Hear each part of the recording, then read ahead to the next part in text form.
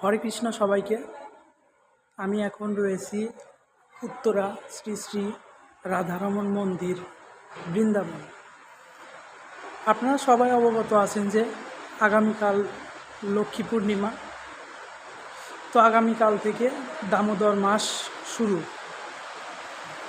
তো আমরা সেই দিনের অপেক্ষায় থাকি যে কবে থেকে দীপদান অনুষ্ঠান এবং ভগবানকে প্রদীপ প্রজ্বলন করে ভগবানের সেই কাঙ্ক্ষিত লক্ষ্য পূরণ করব।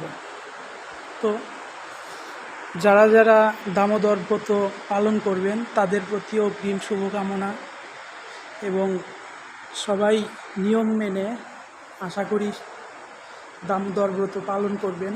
তো সবার প্রতি শুভকামনা রইল। হরে কৃষ্ণ।